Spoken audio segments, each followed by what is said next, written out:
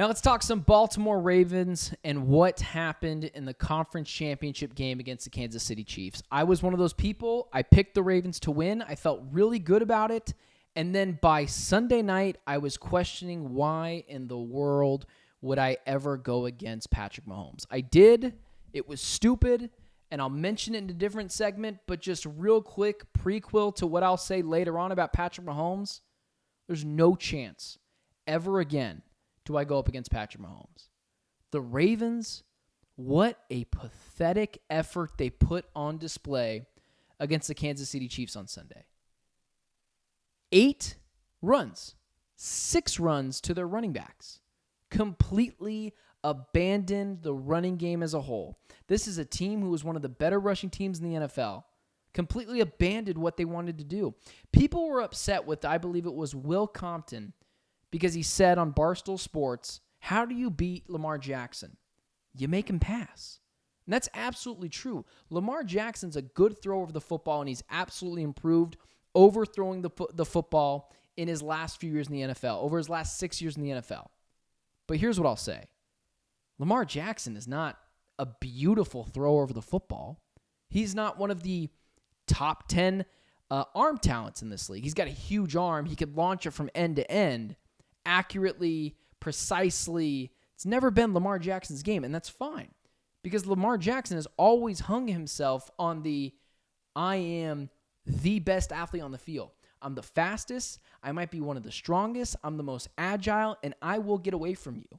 And it's always been, I will make something happen out of nothing. That's always been Lamar Jackson's MO. Make corners, make linebackers bite, and throw the ball just well enough, just precisely enough to get a huge 50-yard chunk gain. We saw that in the Zay Flowers touchdown. We saw that in the Zay Flowers 50-yard game before he inexplicably decided to be a good idea to taunt L'Jarius Sneed on the ground.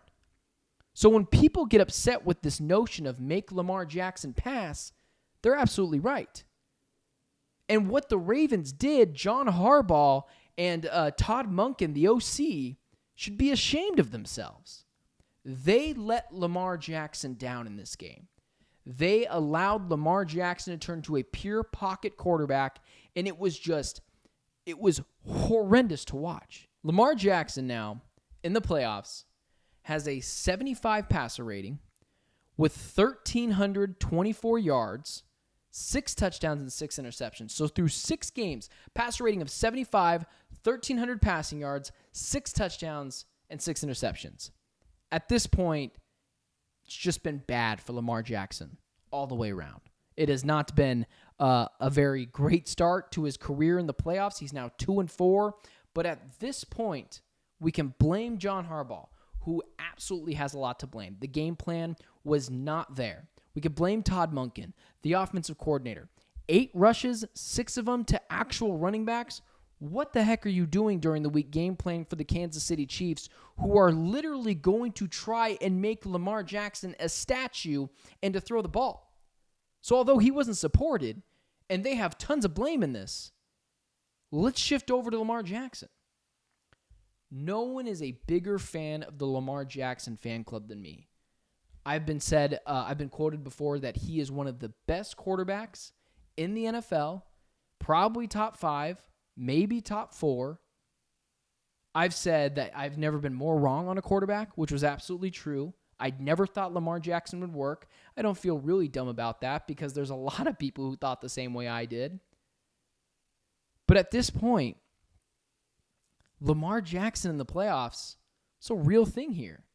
He's starting to enter the Clayton Kershaw, the James Harden, the Russell Westbrook, the Peyton Manning for 12 years in the playoffs. A notorious playoff choker.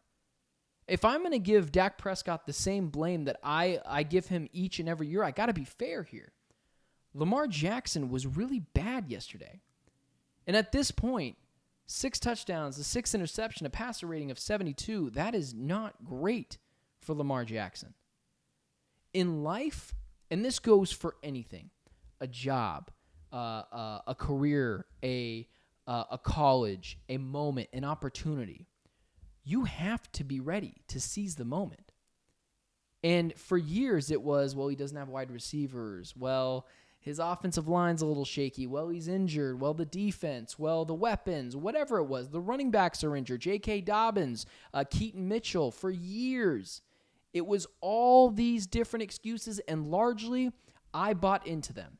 I said Lamar Jackson is carrying this team. And for a long time, and even this year, he was. He's a tremendous leader, and he has a lot of tangibles that I like about, tangibles and intangibles that I like about Lamar Jackson.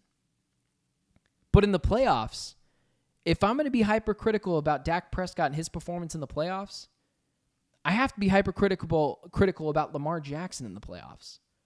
Lamar, call it what it is not a good playoff quarterback. He's an elite athlete. He's a 2-time MVP. But in life, you have to be ready to seize the moment, and this was the moment. The whole world was rooting for the Ravens and Lamar Jackson, continuously calling his number. This was the year he was supposed to step up, and he faded like tissue paper in a rainstorm. I mean, it was so bad. At one point, I was wondering if that was Tyler Huntley out there. Lamar Jackson has a completion percentage of just around 57% completion percentage in his career in the playoffs. These are bad numbers. Only one time has he had a passer rating of over 90 in the playoffs. In a span of a year. 2018, one and done. 2019, one and done.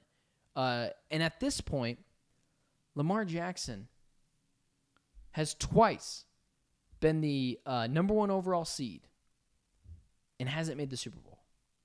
You only got to win 2 games at that point. A divisional and a conference championship game, and you're in the Super Bowl. This is a inexplicably horrible failure by Lamar Jackson and the Baltimore Ravens. And they can spin it of they're just learning. They could spin it of they need more time. They can spin it any way. But at this time, Lamar Jackson is just a bad postseason quarterback. The numbers do not lie. And it even shows more now that if you blitz him, there's a blueprint out for Lamar Jackson. If you blitz Lamar Jackson and make him make precise reads, you will have the upper hand. You know, it's the difference between him and what I saw in Brock Purdy. Brock Purdy had a dog mentality. Brock Purdy was down 24-7. Now, did a ball bounce his way? More notably, did it bounce off someone's helmet and into someone's hand? Sure, you need a break. Sometimes it's better to be lucky than good. I will totally admit that. But 24-7 is a much greater lead than 17-7.